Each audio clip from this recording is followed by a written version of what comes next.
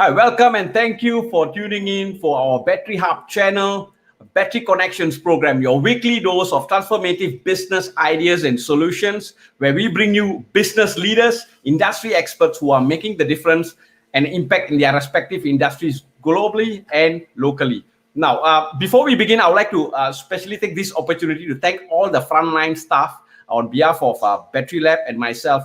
Thank you so much for what you are doing for us. The sacrifices and everything else they are doing for us. Thank you so much. And I wanted to begin this week's show to actually give a big thank you to all of you all. So thank you. And with that, for those of you who are viewing our show, whether it's through YouTube or through our LinkedIn and Facebook page, do remember to subscribe to us. And if you are into podcasts, in 2 days' time, we will have every single live chat that will be up on our podcast. So do remember to subscribe our podcast as well. So without any delays, let me talk about our today's guest. And I'm really, really excited.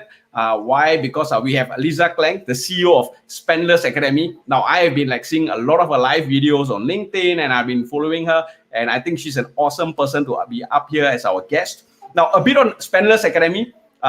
It promotes online learning and interaction and has global users from more than 32 countries. And Leza Klenk is an award-winning entrepreneur, an early-stage investor, a personal branding coach, is a sought-after speaker, and of course, a role model and inspiration for many mompreneurs. And today, Leza is going to share on entrepreneurship for aspiring women. So without any delays, let me invite upon Leza. Hi, Leza. Hi, everybody. Thanks for having me. Hi, thank you, Leza. It's really exciting for us to have you as our guest today. Thank you, and miss your busy schedule to join us. No, it's my greatest pleasure. I'm always excited if I could, have to be able to share my story. So thank you for letting me have a voice on your platform, and well done in putting this series together. Oh, thank you so much, Leza. So Leza, without any delays, we already have a lot of viewers up here saying hi to us. All over. Well, really, it's overwhelming messages, Leza. You are the star. All right. So, Leza, without any delay, so let's talk about yourself, right? A brief introduction of yourself and your journey behind your current success. Surprisingly, 10 years ago, I was a stay-home mom of three children, and I was a stay-home mom for 7 years. So I took the plunge in business because I wanted to change the livelihood of my children and increase the income for my household. So I didn't know what to expect, but I went in anyway. And through failures, through success, every single milestone, it took me to where I am today. So I'm the CEO of a Spendless Group, and Spendless Group is actually a holding company that invests and operates in multiple countries in different capacities. So Spendless Academy that you introduced earlier is our educational platform, and we've educated 12,000 people in the last 12 months during this pandemic, trying to give as much value as possible. And we also have Spendless Cosmetics, a beauty tech company that has 25,000 beauty influencers and resellers there. So we help brands in the beauty space. And lastly, we have the Creative Studio, Spendless Creative Studio, where we take care of digital marketing, social media management, as well as graphic design to help our clients with brand identity. So I definitely has evolved from the stay-home mom at some point, small business owner, and I'm very lucky that with my progress, I got picked up by investors along the way and eventually funded by family offices to be where I am today, operating with employees of more than 60 people across 8 countries. So thank you for having me. Oh, no. And Leza, about your early years as when you were aspiring entrepreneur, is there anything that you want to share about your early years? What inspired you to be what you are today? So actually, one thing that I learned about business is you can never tell where you're really going. You can actually have goals and ambitions, but also don't be surprised where the journey takes you, because all I can remember is the first time I started a business, I didn't know anything, no business acumen, no business connection, no corporate experience. And believe it or not, my first business, before you talk about anything tech platform or whatsoever, I was selling hair clips.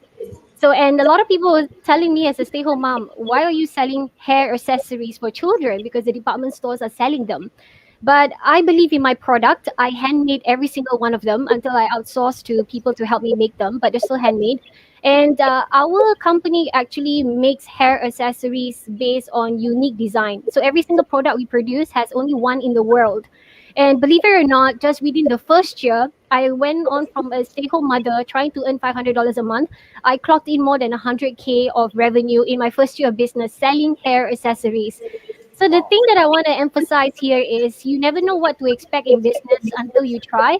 But don't always compare yourself with somebody who's doing complicated things or big things. Just look into your strength and what you can do best at that point of time. Of course, over the years, I developed business acumen, which explains why I transfer myself into more complicated or bigger industries because my shareholders expect me to grow as well. But in the beginning, just because your idea is simple doesn't mean you won't make money. You just have to have a proper strategy and believe in what you do. Right. And Leza, let's talk about today's topic itself, right? We were talking about entrepreneurship for aspiring women. So, from your experience, what are some factors, that hold back women to take action? So I think honestly is culture. So one of the things I think that will stop women from actually progressing is because what the society and culture expects out of a woman. Now, most of the women, not all, but most of the women will eventually become a mother, which is a very nurturing figure to raise the next generation. So because of that role of what they will be taking up now, maybe not now, but very later on. So everything else that they try to pursue, people will think that it's get in the way of their motherhood, and which all of us, like me, I'm a mother as well of three kids. So that's one of the things because people expect you to do other things, and that limits you because you lack of confidence for yourself. You don't have enough support. You don't have a infrastructure for people to help you. And secondly, of course, women in certain cultures are also behind with academic performance. So not everyone in every country has the opportunity to pursue education because a lot of education is invested in male or sons. And then, so for me as well, my parents don't believe in education. I come from a culture that we marry early. Which was what happened to me. So I got married at 20 because the culture expects it after you finish school. And my parents don't believe in tertiary education as well. So I had to pay my own way to pre-university until I couldn't pay anymore. So without enough money, I had to drop out. So I left school when I could have gone, further. And then I end up getting married. And I realized all the decisions I made was the peer pressure of my society. And that limits me from pursuing anything. And the only reason why I started business was because I was desperate to earn more money. And that sets me on a different path. And once I built the confidence, I didn't care anymore what the society says. And I just go against everyone and just, prove to myself that I can take care of my children the best I can. So I think those are the limitations in terms of education, culture, and of course the support system. If you're around people who always pull you down, you can never go forward if people keep on pulling you back. And correct me if I'm wrong. At the point of time when you decided to go into entrepreneurship where you needed the extra money, I strongly believe that there is something to do because of the fact of your family, your kids, to be able to provide them. Was that one of the key factors that really wanted you to take the first step and take the action? Well, absolutely. If it wasn't for I always tell my children, if it wasn't because of having all of you, I don't need to work this hard. The only reason why I don't need to work this hard, okay? But because of you. But anyway, positively, of course. No, actually, when I had kids, they were 4, 2, and a newborn. So, and I could not. My husband at that time, he was not earning enough money as a school teacher. We were renting places, we were moving places because we were on rental, and then we obviously couldn't afford a lot of things, and we end up borrowing people's money. Now, to a certain extent, it's okay if you make ends meet just enough, okay? But if you have to borrow, that means you're going negative every month. You can never get out of that hole. So at some point, after 7 years of getting married and still couldn't afford my first house and having 3 kids, I cannot call my parents again every month and say, hey, I need $200. Can you spare me $100? Because at some point I'm responsible for the household I have, my children. So that's when I decided to take charge, a step at a time. I have no idea what a CEO is. I don't know what networking is. I don't even know LinkedIn exists. All I wanted was just sell something and find the people who wants to buy it, and then use that money for good purpose. And of course, along the way, I was okay with just running a small business until 2 years, 18 months later, investors start knocking on my door. And that's when everything changed. When investment came, everything changed. Yeah, and I did hear about your investor story, and it was a really interesting story. So I hope to hear that story in depth later as we go on, because I think this is something that happens when you put your hard work and you believe in yourself. I think things just happen, right? So, right. And before we move on, I would like to just encourage all of you. Thank you so much to all the viewers. Any show, any live chat is never a success without you. So thank you so much for joining us. And please do engage Leza, ask questions. She'll be there to answer you, especially the women, not disregarding the guys. Please do feel free to ask questions if you want to. But for the women, if you have any questions, do feel free to engage Leza, right? And Leza, going back to this interesting topic, I always have this conversation with a lot of my friends, female friends, where they always talk about, I want to start something, I want to start a business, but we always have things holding back and so on. Now, if they decided that I want to move on, how do you think they can prepare themselves for their entrepreneurial journey? So I think the first thing they need to do is market research. Now, there's only 3 types of business model you can start off with. Number 1, you start a business purely out of passion, purely out of passion. So whether there's a demand or not, you don't care. You love baking cupcakes. That's all you want to do for the next 10 years. So it's purely out of passion. Second way is purely out of demand. So you don't really like doing it, but you know the demand is there. So it's the fastest way to cash in money. So that's purely on demand. And thirdly is, of course, jackpot, if your passion is exactly what's in demand.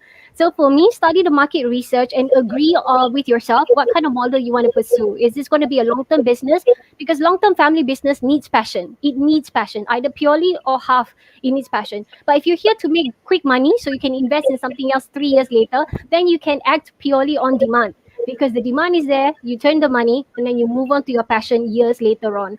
So that's the first thing you need to do with market research. Secondly, you need to work on a branding strategy, which contributes a lot to your marketing strategy and your sales strategy. So who you are, what you represent, what you want people to remember you of, which platform should you appear, so what kind of knowledge you want to showcase, and how do you build credibility. All this will build assurance, trusting relationship in order for you to acquire leads and turn them faster into sales. So what you want to be represent. So this includes building confidence, changing mindset, transformational, digitalization, anything that help contribute that. So if you don't know how to do that, get a coach.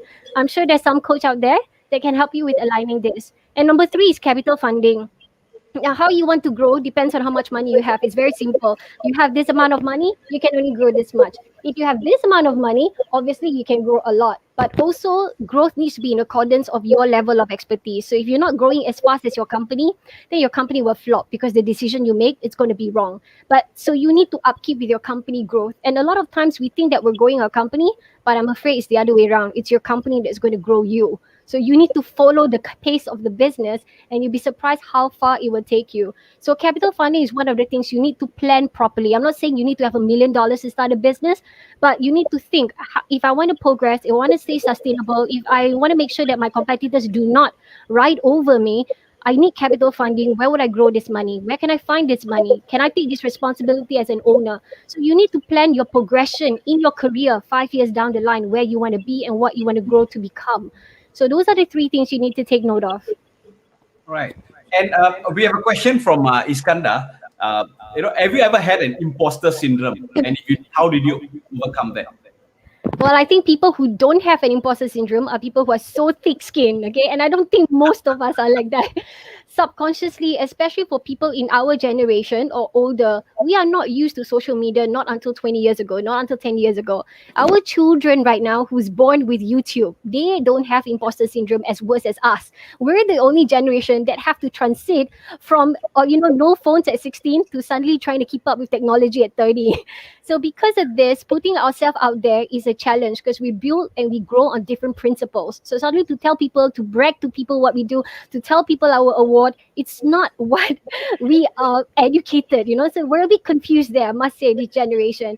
Honestly, imposter syndrome is an inevitable feeling. No matter how good you are, how well you do your personal brand, how often you get out there, once in a while, you're going to have days waking up questioning whether what you do is against your principle and moral values. And usually there's nothing wrong with putting yourself out there, but it's just how we feel, and we need to address how that feels. I still have it until today, especially as a public figure.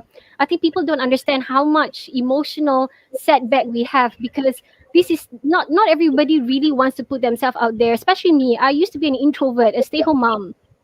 So putting myself out there is a constant battle every day for me. But I know I have to do it because I have to network. If I don't network online, I have to go out. And I can't go out because I got kids. So I have to do it online. So what I do is I address the issue. I realize that it will never go away despite 10 years being a public figure. So I have a therapist. So every 2 weeks, I actually talk to someone as a non-judgmental space. And she listens to everything that I feel, including why I feel I'm not good enough to be out there. And she gives me comforting words, asks me questions, and make me deep dive again to understand my real value. And I need someone to pull me back up when I start to sink. And then I come back the next day fully recharged. Again, 2 more weeks of personal branding and business. So you just need to address, admit it, and find help. And then you can overcome imposter syndrome. It's not going away. It will come back once in a while.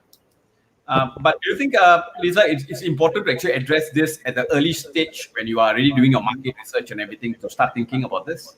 Well, it depends on how bad it affects your business. If you are really affected where you start to not show up online for 3 months, yes, you need desperate help. Some people are affected, but very little. They feel down for a day, and then the next day they're like, okay, you know what? I saw my friend doing it. She makes a lot of money. I'm going to do it. So it depends how emotionally affected you are that affect your business. If your performance deteriorate, if your revenue is going down, you are the founder of the business. You are the driver of your own company. So if you don't buck yourself up, you don't pick yourself up, your business will suffer with you, along with any opportunities and employment under your care. Being responsible means taking care of yourself. Right. And we have a question from Seema. As a woman entrepreneur, what are your 3 key secrets in keeping up a balance between your work, career, and the me time? So I think one of the things that is firstly is priority management, time management, and of course, as you say, me time, self care is also very important. So for me right now, trying to balance motherhood because the kids are at home and I'm also at home sometimes for home office. I have to start shifting my work because I need to make sure that I fulfill my every role. So I'm a mother, I'm a daughter, I'm a wife, I'm also an entrepreneur, I'm a responsible CEO. So I try to cut my days so that I don't overstretch myself, which is very important. So firstly, I change the way I work completely. Number one, I divide my time into 3 parts of the day where I focus one on sales and development, number two, managing my clients and resources, and number three, strategic planning for the next day. Secondly, I take care of my health, which is one of the things that's very important because if you're not healthy physically, mentally, or emotionally, you can never make good decisions. And those bad decisions will have implications for your business another day. So it's going to come back and bite you. So I make sure that I eat well, I sleep 8 hours, I drink enough water, I do exercise every 2 days. So in order for me to not fall sick, understanding that a lot of people need me for personal and for professional. And number three as well, I also look for simpler ways to do things. So for example, if you are doing manual invoicing, stop, just adopt a technology or a software that makes it simpler. Always ask yourself, what process can I make it simpler so it becomes more effective of my time? 20% effort and 80% return. So when I start to realize that and makes things a lot more simpler, I realize I can achieve more things and I can make my goals and I earn more money just because I spend more time in the more important things, relationship building. And while every other process to close up the sales, to do invoicing, to do tracking, all is done by just tools and softwares that is mostly for free. So those are my 3 secrets. Not secret anymore now that I tell you. So 3 strategies. All right, thanks, Leza. And Seema, if you think this answers it and you have more questions, do feel free to engage Leza. And now the next question is very close to what Leza just talked about. How can women leverage on their strength, as an entrepreneur? Now, I think it's very in line to whatever Leza just said. And we had these conversations prior to this live chat itself. So Leza, maybe how do they prioritize or leverage on their strength? So I think women has a lot of advantage over men. I'm sorry to the men out there. There are certain things we can do you cannot do, okay? Because that's just born in us. So I did a TEDx talk about this as well. So 2 things I want to mention. Number one, women are actually better with people. If we want to, we attract easier with people and we manage communication better with people. So people normally wouldn't think men, because sometimes people don't work with men because they think that men can be dominating. Okay, because masculinity, masculine energy, sometimes people who are especially timid or introvert, they would always prefer a woman coach. They always prefer to deal with a woman business person because women would understand different perspective. A mother would understand another mother in business. A working woman would understand better a working woman in business. So because of that, actually, you can leverage your potential to have a better relationship building with other customers and clients. So I think women with the feminine energy is able to attract better and sustain relationship better. And secondly, as well, I think women are very good multitaskers and a very structured person, because before we organize a business, we have years of experience organizing a household. And I tell you, a household can be just as chaotic as a business. So I always have, previously a set of instruction of how dirty clothes should be organized, on what day should people do laundry, who's responsible to clean which part of the house. And this structure is in place so that I can maximize resources, including my children, as well as for people to do the work when I'm gone, because they understand the process. And when you apply it in business, obviously with process, your teams or yourself, you know what to do in every situation. What happens after the client steps into your, after what happens after a client steps into your shop. So what happens where you take care, what's the post sales and pre-sales. With the process as well as multitasking, I think woman is definitely ahead in this kind of thing. So we can juggle 20 things at once, truth be told. Yes. Right. And Leza, we are on a live platform, so I got to say this very openly. Yes, I do agree. No complaints is a fact that women are much, much, much better multitaskers than men, because I am amazed by how they do this. So yes, I think that's one of your biggest strength that ladies, you have to leverage, because we can never do that. I mean, sorry guys, I got to tell the truth and it's true. All right. We have a question for you. Hi Meritus, and you have to, if you identify as introvert, how you become a good speaker and influencer. Leza, anything on this? Yep. So I'm actually still an introvert. So that's why I have therapy. So because I have sometimes it's really difficult for me to break out of my shell and actually connect with people. And believe it or not, I actually never took discovery call until last month. You know how many years people would think that, oh, okay, she's a public figure, she would take a lot of discovery calls and close a lot of deals. But I don't take discovery calls because I have a problem talking to strangers. So I have a therapist to help me overcome that. Before finally last month, I am so proud of myself that I can allow people to book a call with me. So it's a progress. I'm still learning as much as all of you are.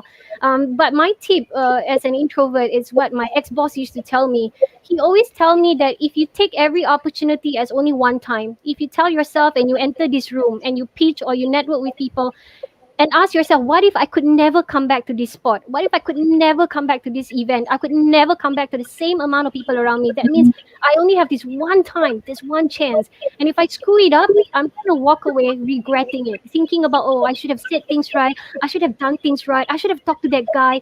And that is even more painful to carry, regrets. So when he told me that, he said, no matter what your problem is, leave it at the door when you enter a situation. Give your best. Just give your best at that point of time, thinking that this is my only one shot, that's it.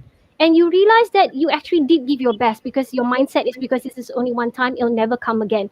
Of course, the opportunity may repeat. Well, good news for you. But if it doesn't, you walk away knowing that, hey, it's okay. Even if I don't get the contract, I tried my best. Okay. And if I did, most of the time I do, it's because you tried your best. So for me, if you think of it as a one-time opportunity, you will start to value that moment, that no matter whatever your limitations, you forget it for that second and just give your best in whatever area that you are lacking of before. So that's my experience. And secondly is to practice conversation. So initially, I don't speak very well because I stay home for so long. I only speak to children. So you can imagine my English is very bad, my pronunciation is very bad, my sentence structure is very bad. But once I start to connect with people, I make an effort to network and talk to people. And not only that, when I go networking, I listen to how people speak. I watch video sessions, I listen to how people talk. And then I realize that that is how I should emulate, so maybe I can tweak a little bit, but although that's how professional people talk. And then and the next time I practice it, when I enter a professional scenario, and eventually it becomes a part of me. It gets effortless with practice. So that's why now I feel that I can speak without dialogue. I don't have to refer to notes. That's because, if you know what to say and you practice talking a lot, and I guess it's easier over time. So if you shy away, you can never improve what you're not good at. The only way to improve is to face it and then see where you can improve from there. Yeah. I would like to just add on this point, right? It's like speaking is like learning swimming, right? Unless you get into the swimming pool and do your strokes, there's no way you can pick it up. So, thanks, Leza. We have another question for you, Leza. Oh, I've got a lot of questions for you, Leza. Okay, from Suresh Nair. maybe I just read through this question. Driving towards being an entrepreneur and balancing motherhood. Have there been situations where your personal values had a direct clash with professional values? Okay, so for me, right, my personal values is more important than my professional values. I will not do anything against my personal values because that is the value that I educate my children. So I cannot go against what I believe in just because I need to achieve a certain milestone or I need to achieve a certain revenue. So I have a very strong stand on how my value is. Otherwise, it's going to screw me up completely emotionally. So what I do is I made it very clear what I stand for. So for example, my position as a mother of three, right? I wouldn't work with investor who has 1,001 questions about how I manage my motherhood time and my commitment at work, or expecting me to be a super mom and achieve incredible milestones that even a normal person who's not a mother could achieve. So I'm very lucky because I do a lot of filtration. So I filter investors, for example, my stakeholders, my investors, my merchant partners. So they are filtered that matches my personality because I believe sustainable relationship is based on positive chemistry. So if I get along with them, they have a chance to get to know me in person. So they know exactly what Leza advocates for, what she believes, what she does not, what she would do and what she would not. And you have to be very bold to cut off people that you feel is going to be toxic for you. So you have to do it early, even at the expense of losing, let's say, $100,000. Oh, if I cut this investor, I'm going to lose 100,000. Honestly, if you're going to have very difficult conversation with a stakeholder, that $100,000 is so cheap. Okay, to compare the heartache and the difficulty, the nightmare you're going to go through if you have to deal with a shareholder for many years. So for me, anybody who tries to change me is definitely a no-go in my circle. If I accidentally welcome them in, I'll find a way to kick them out. So other than that, so far I'm lucky that 100% of the time, even all my shareholders, they never questions about my contribution to the business. They see progress. They don't go into micromanagement. So to them, the business is progressing, and it also depends on a lot of environmental factors, right? The pandemic effect. So that's something to consider, not just how I live my life and how I balance my time. Right. Thanks, Leza. And Suresh, if you think the question was answered, just give us a thumbs up. And before we move on, I would just like to tell Himanshi that you asked a question on visibility, and just be a bit more patient because we will definitely come into that topic soon. All right. And with that, before we move on, Leza, maybe you want to talk about working with the entrepreneurs, right? What are the common mistakes that they should avoid? So actually, I think just preparation. So a lot of entrepreneurs plunge into something without proper planning and without proper market research. That's very common. And also, I think sometimes people join to become an entrepreneurship because of the idea of becoming your own boss. And I don't think people understand the reality of making a commitment as an entrepreneur. It's not about working less. Trust me, in the first year or at least up to the second year, you're working way more and you're investing time, energy, and money into something with no certainty of return. So you're going places, network with people, invest all this time building relationship, and you still get rejection, and it doesn't bring you results. And you're also playing around with a lot of emotions. And a lot of people don't understand that because they see all the good highlights of how other successful entrepreneurs do it. And they think that, okay, this is just going to be a breeze. I have 20 years of experience in a corporate, so I'm going to be able to do well. So for me, there's definitely not smooth sailing. So don't buy into the idea of becoming an entrepreneur just so that you think I can semi-retire now. I can work less because building a business is like building a forest. So you start with planting your seed, but it requires a lot of nurturing, water, nutrients, sunlight, and only eventually a period of time it will grow into a plant. And the plant will grow into a tree, but the tree will hopefully grow into a forest. And that's when you can really sit back and go like, okay, I've got people doing things for me. Now I'm just a decision maker and I can say that I, retire. But before your seed get into a forest, the journey is going to be it would be never you'll find never a journey like this before, but it doesn't matter what happened to you. I guess it's what you become in the end. So that's a misconception I want to let people know. So don't think choosing entrepreneurship is an easy way to get out of wherever unhappy situation you are in. It's actually going to make you even unhappier, but you have to deal with it. That's life, and that's how you get wisdom. Thanks, Leza. And just to add on this point, I think but one thing about entrepreneurship, that once you are very clear that there will be a high level of commitment, I think the opportunity to grow personally and professionally is one of the the best place to be, right? In terms of the opportunities for you to grow as a person, the new skill sets, and so on. Yep, definitely. I totally agree. Right. Okay, let's move on. Now let's talk about getting their business out there. All right. I think this is also another common, even for existing entrepreneurs who are either startups or they're already doing that. Now, is personal branding for entrepreneurs important, Leza? What are your thoughts? I mean, you are the coach, so any specific thoughts on that? It'd be weird if I say it's not important. I'm a coach. Can you imagine? All my students logging in. What she says is not important. We paid her. Actually, personal branding, I don't want to say it's important. Actually, I want to say it's everything. It's everything. Literally everything. Last time, 20 years ago, when you want to run a business, you require human resources. So you need capital, you need accountants, you need people in your business. Nowadays, with tools and software, you can succeed and make millions, even as a solopreneur or a very small team.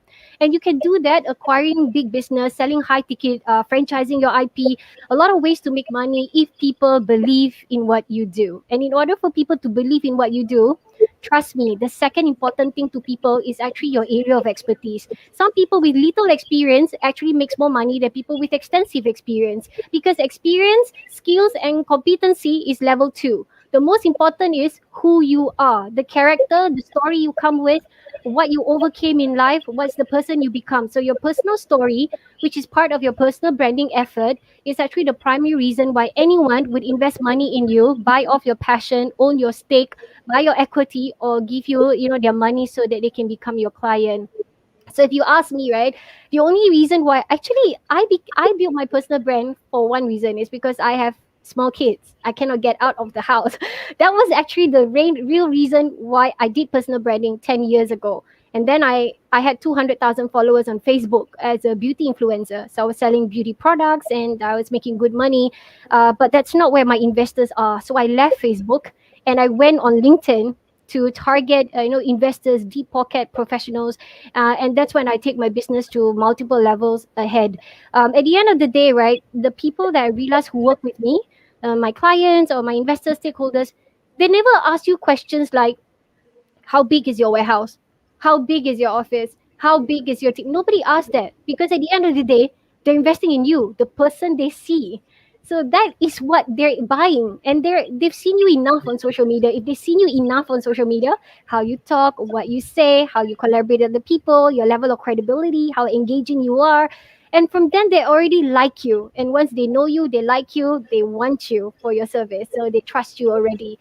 So that's what I want to say. Just using your personal brand is one of the most valuable assets. Knowing how to use it properly, you can actually acquire anything you want for your business, including raising capital funding, attracting VCs and family offices, selling premium tickets, franchising your business, and hiring international distributors. Whatever you want can be done if you ask for it and you put yourself properly out there using your personal brand. Of course, when we talk about personal brand, there are many levels that we are going to talk about. But before that, we will just address Himanshi's question: how would one should advertise and create visibility? How to get people to know about the business so that one gets the customers. Okay, so in order for you to get visibility, you need to build a community. So if there's nobody listening to what you say or what you type, you will never get visibility. So in order to build that community, which is your primary objective when you go on social media, right? We're tapping on other people's network or building our own network so that we have an audience. And only then everything we say would then make sense, because our audience will be nurtured by us to understand what we do.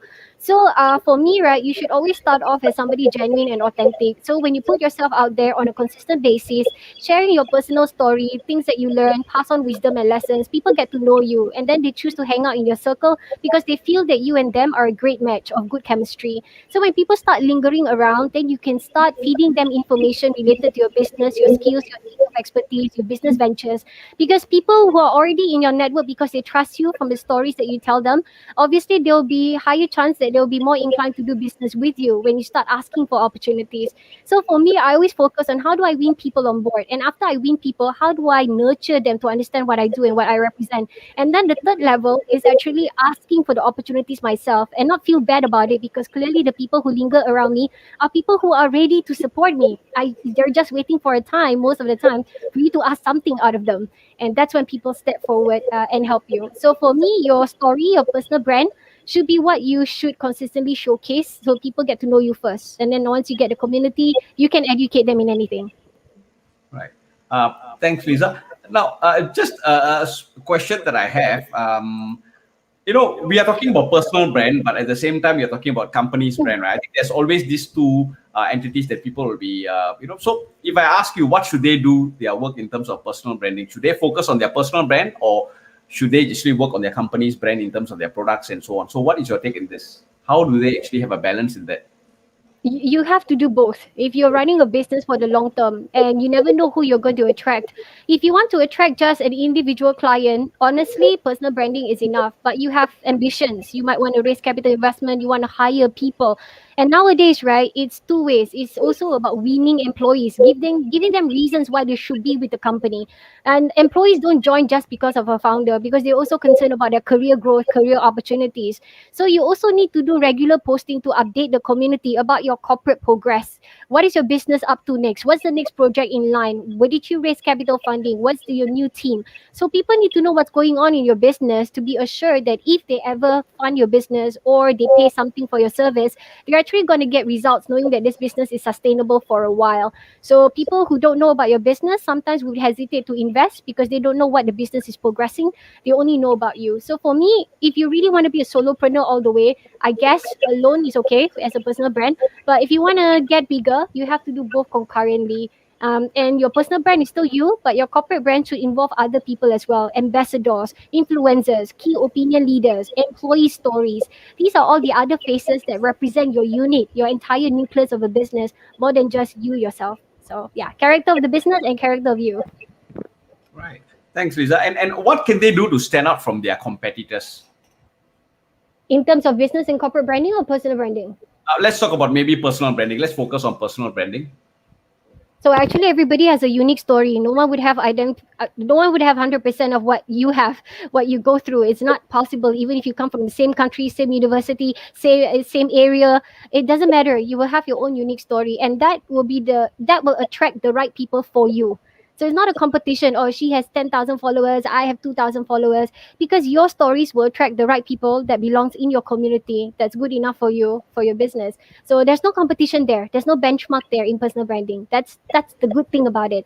But in corporate branding is different. There is some competition because now you're appearing as a business. So inside your industry, how do you stay ahead, right? How do you stay ahead of your competitors? How can you do better strategy? How can you win more clients? Provide good services. So I think over there, right, when it comes to business, nobody wants to hear about what the company does. People want to hear what other people say about the company. So you need to look at the content when you do corporate branding. Make sure that the content is not 100% about you saying how good your company is. Oh, our company can do this. Our company can do that. How about getting genuine stories or testimonials from clients, helping a client through their personal journey, resolving their problem, helping a client makes a lot of money. So these are the genuine stories that the audience wants to hear, because they want to feel that the corporate company, the corporate brand has a human touch and is actually deeply concerned with every single problem their customer face to help them overcome it. So don't just use your internal stories. Start exploring other people who can add on credibility and build your reputation much faster as a company.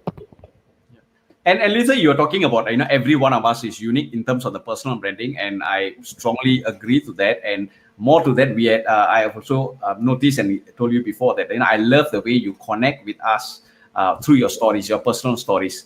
And I think this is something that I've seen a lot of successful people out there who does personal branding do it. Right? It's always about their story, and then from there, there's a connection. So in this case, would you have any suggestions for the women out there who wants to do personal branding? Anything they want to tell them in terms of how they can actually bring themselves out in their stories? So actually, when it comes to telling stories, I do want to let you know that there's a way of doing stories properly. So what I don't want, sometimes people they share stories that show that they're so vulnerable and weak. And the problem is the story doesn't compliment them. Instead, the story degrade their reputation. So it's very important that you get a coach to help you strategize your story. The story is still about you, but it's always about how you make a comeback, what kind of wisdom you carry with you, what kind of lesson that you overcome, because that is what people are attracted to. No one's attracted to a sad story. They want to see a good, happy ending. It's typical. We love fairy tales. Okay, Rack to Riches, we love it so much. So when you want to write something that started off with you having a bad past or a failure, it's always about how you overcome, because that's the lesson people can take away. People doesn't benefit from your story. What happened to you doesn't affect them at all. They're living a different lives. But what the lesson you carry is what they're going to apply in their life. That's the relatable part. So if you want to put a story out there, always ask yourself about the things that change your life. what are the things that happen in your life that change your perspective of things, that change your life, change your habit, change your practice, because change is the only constant. So everybody is looking for redirection in life. So if you can educate them how you properly manage your time, how you overcome a failure, how you raise a capital funding despite no connections, these are the things that can educate someone else. If you want to share a personal story like overcoming an illness, losing a loved one, these are the things that are also relatable to people who's trying to stay sane and positive after having, family issues as well. So go ahead and share it, but share it tactfully so that people can benefit out of it. There must be a lesson that comes out of your sad story. Right. And we have a question from Sharab. I think it's an earlier question. I think apart from just being an aspiring entrepreneur, he's, I think, asking more towards to become a mentor for someone. Is there anything they have to look forward for to be mentally prepared or, to become a mentor?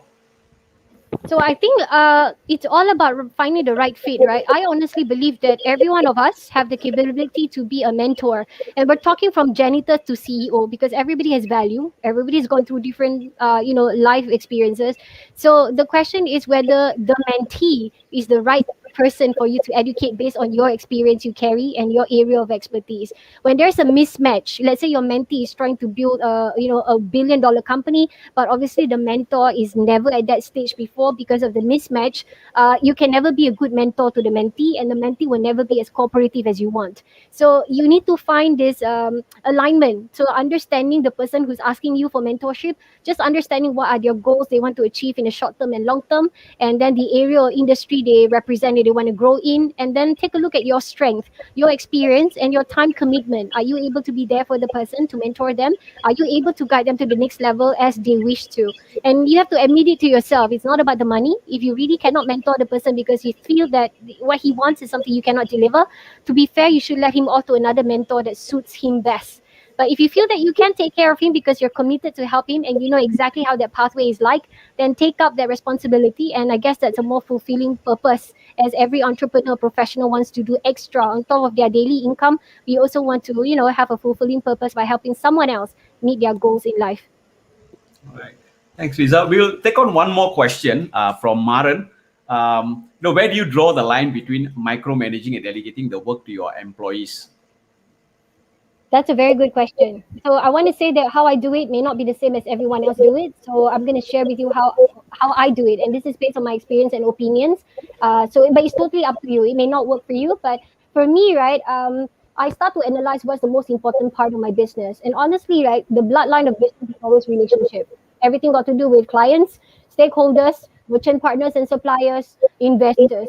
So these are all the relationship area. So when it comes to relationship, right, I will try not to delegate. So it depends on the level of relationship. The more important relationship, as a CEO, I take care of it. The relationship will be binded to me. So nobody can surpass me, communicate with my investors or stakeholders or high profile clients. So maybe the smaller merchants or smaller clients, they can be looked after by just professionals that I engage internally for my business. If you're hiring people to look after relationship, it's best not to outsource, because you want them to be loyal to your business. You want them to solely focus on your business. The relationship is meant for your company. You want your team to take care of the business because they are part of the company. You want to make them part of the company to take care of the relationship.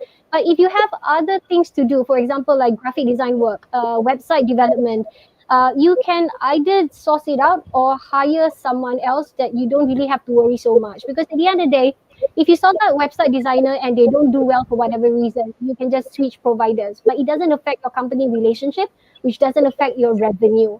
So you have to just hire people properly and then set them this goal. So I have a lot of employees that is managing the operational side.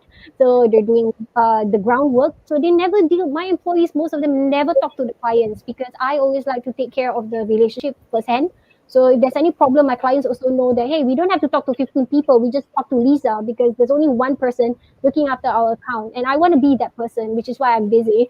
But I enjoy it, because when I actually take care of the account, I also realize that the clients give me more business.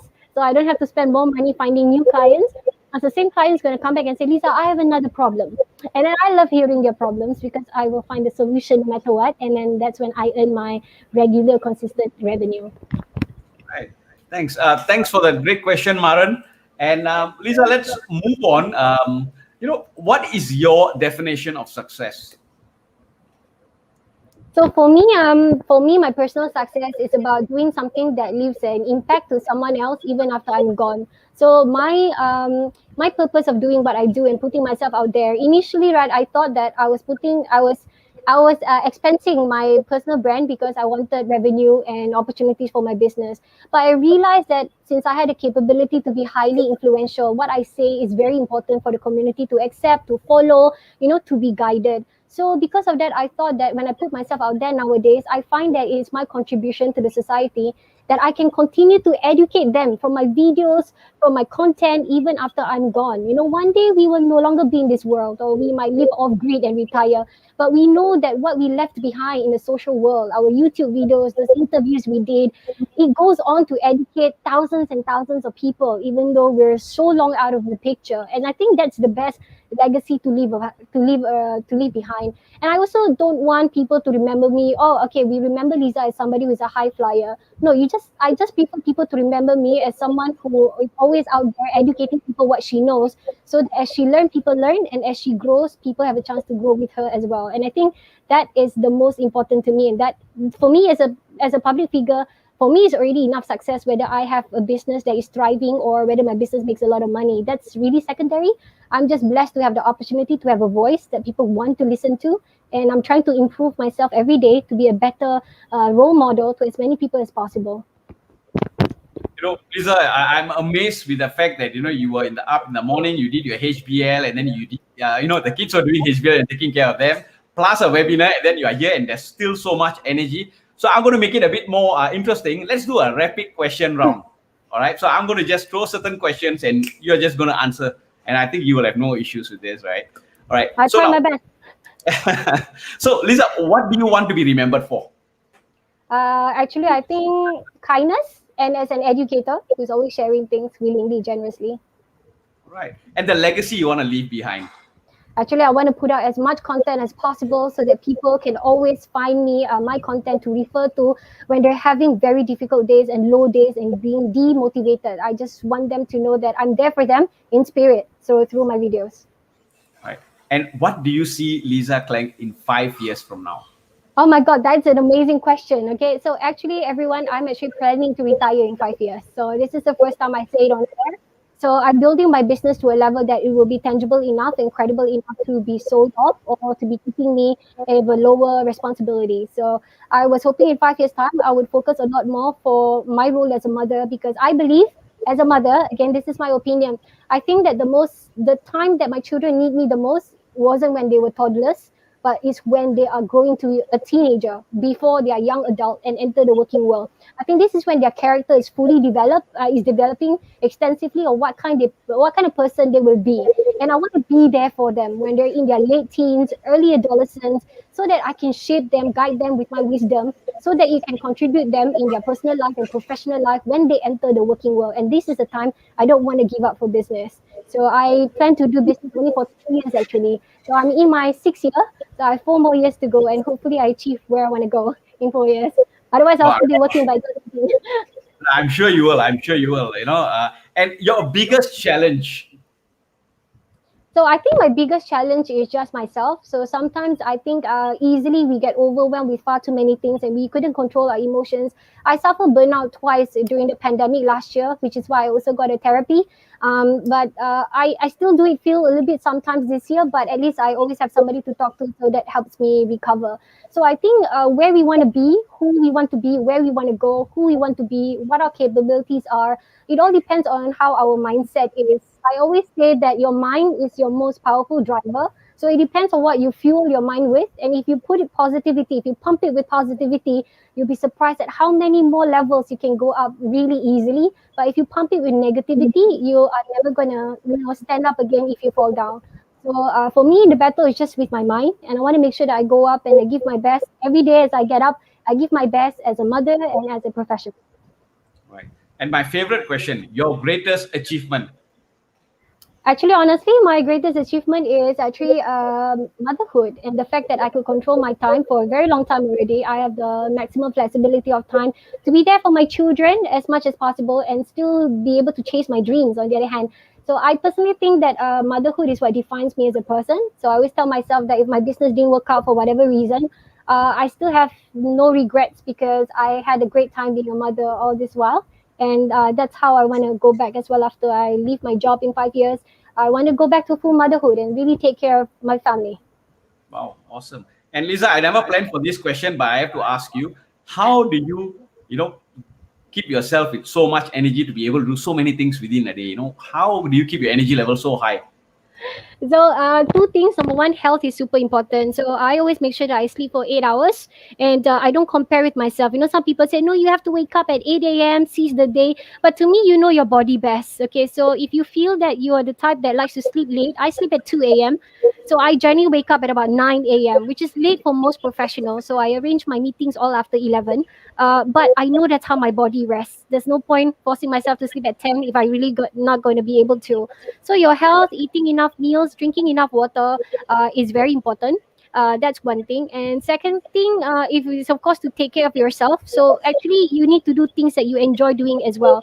In order for you to find a balance so that your work doesn't overexert your energy, you also need to give 1 or 2 hours a day where you do things for no reason at all, just to make you happy. If it means eating your favorite food, calling your mother, catching up with the best friend, you need to allocate this time in within the same day that you're busy in order to keep the balance equal. If you don't have this balance and you're like a train plunging all the way, business, business, business, business, business, I think by the third day your battery is zero and it takes longer to recover, which is a loss of time, to be honest. So find a balance in every day and remember to put yourself priority.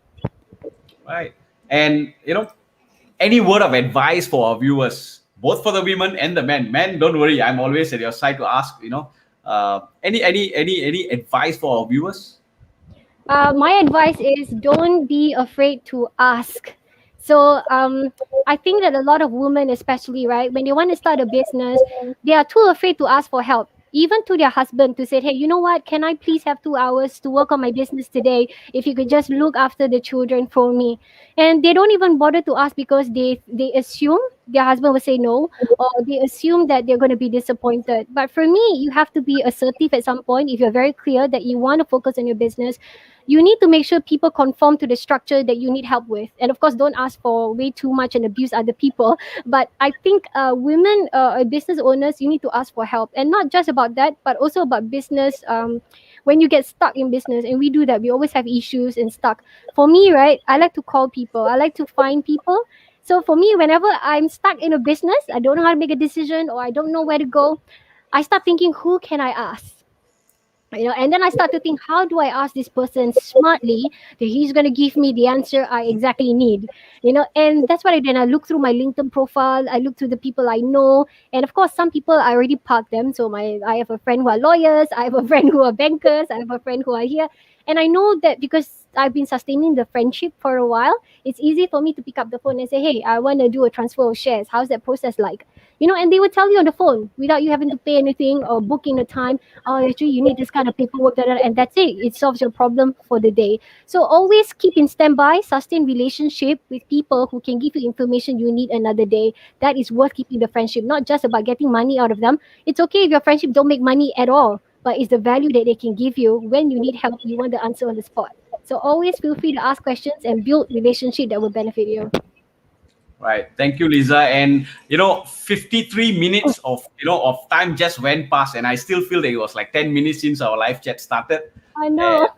Yeah, it's like so fast, and frankly, I still have a lot of questions, but no worries, Leza. I got all the time to next 5 years before I retire, I can continuously engage you over LinkedIn and so on. Definitely. But Leza, thank you so much. It was an awesome session. Thank you so much for answering all the viewers' questions and sharing so much from your heart. And we will definitely appreciate and the session that you have spent time with us. Thank you so much. Thank you. No, thank you so much for having me, and also amazing comments that I was reading through. It's a very high engaging session. So I hope everybody's got some value from what I share.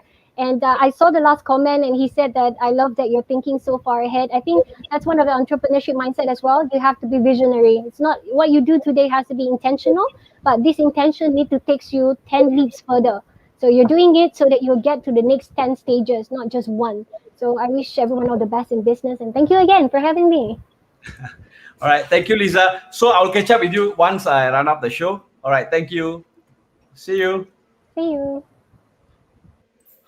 All right, awesome session. So much learning, and that's the beauty of this live chat. Every time we have an expert up here, I so much notes to write down, so many things. And thank you to all those viewers out there. No live chat is complete without you. So thank you for spending your time with us. And please do leave your comments and feedback so we can do it better just for you.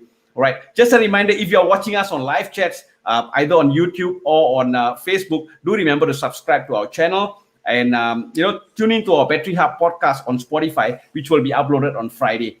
Now, do remember to take action and keep getting better at it. And stay safe. And till next week, see ya.